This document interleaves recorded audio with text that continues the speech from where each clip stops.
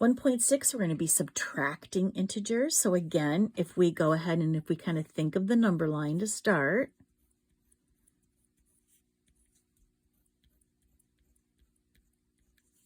so there's 2, 4, 6, and -2, -4, -6, just as a visual.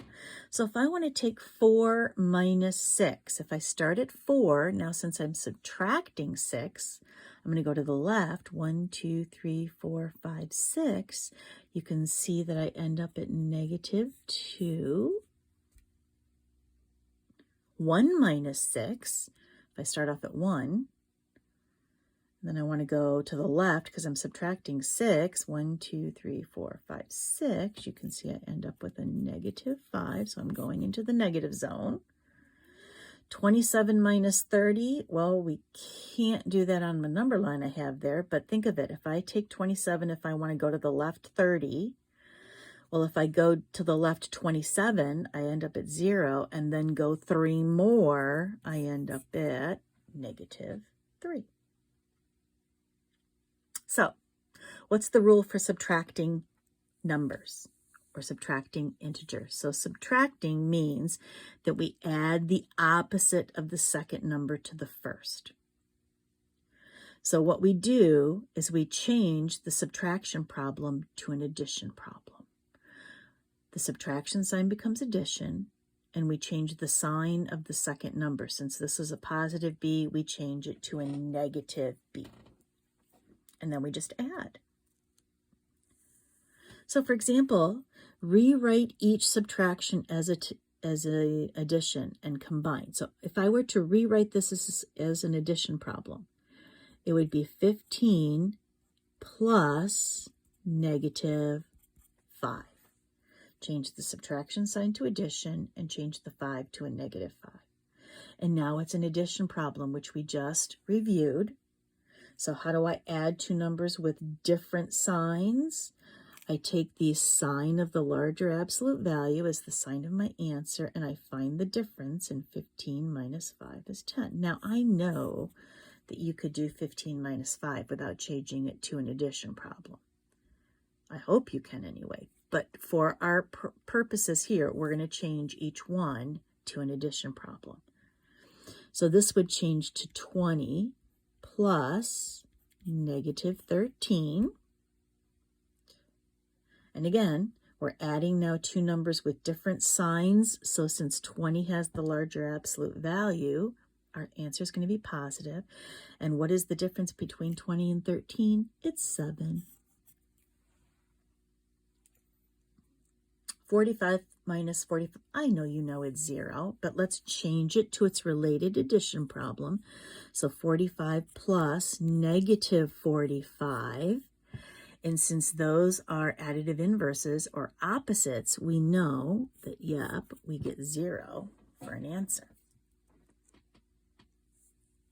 Now, let's look at D, -10 minus 7.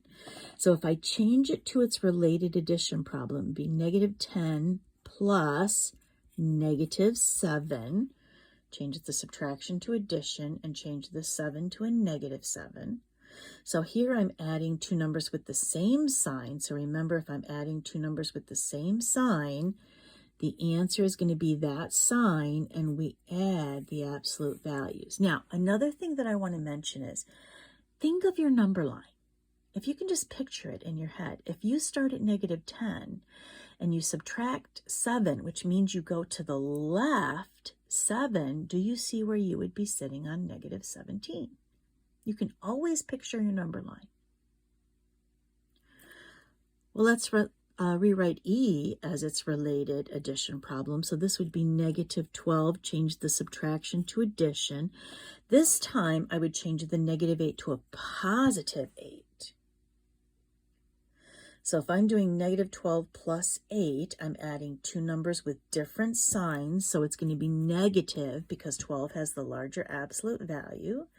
And I find the difference between 12 and 8, that's going to be 4. So my answer there is -4.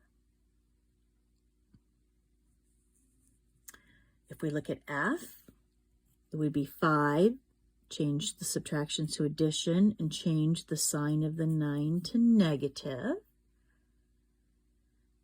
Adding two numbers with different signs, so we're going to take the negative as our answer because 9 has the larger absolute value, and 9 minus 5 is 4. We'll look at G. Let's rewrite it as its addition problem, so it'd be negative 5 plus positive 9, because the negative 9 changes to positive.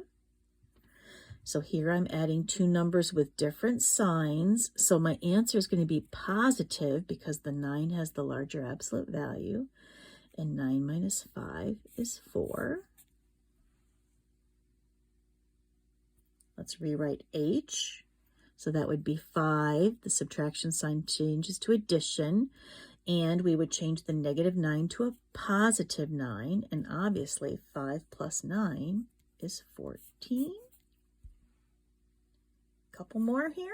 You could pause me and go on and do them and then come back and check. Not a bad idea. So if I rewrite this, it would be negative 9 plus positive 9, because I changed the subtraction to addition and this negative 9 becomes positive. Those are opposites, so when I add them, I'm going to get 0.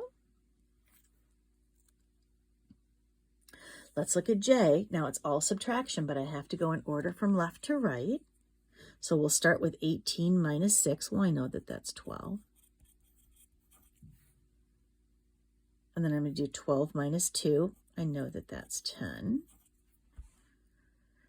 10 minus 20. Can you picture it on the number line? If you're at 10 and you go to the left because you're subtracting 20, do you see where we're going to end up at negative 10? Or change it to its related addition problem.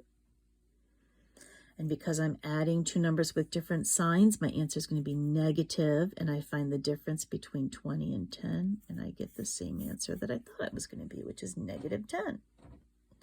What if I combine addition and subtraction? Or remember, order of operations says you do addition and subtraction in order from left to right. So I'm first going to do this addition problem. Negative 4 plus negative 10. Since I'm adding two numbers with the same sign, I take that sign and I add the absolute values. So that's going to be negative 14. Now this is a subtraction problem, so I'm going to change it to its related addition problem, which means I change the subtraction to addition, and I change the negative 6 to 6. I'm adding two numbers with different signs, so my answer is going to be negative because 14 has the larger absolute value. And when I find the difference between 14 and 6, I'm going to get 8. So that should be your answer. Evaluate, plug and chug. So let's plug in what we know. So m is negative 6. So this first one is going to be the opposite of negative 6 minus n is negative 2 minus 9. So there's a lot of negatives going on in there. Well, let's take care of this first. What's the opposite of negative 6? That becomes 6.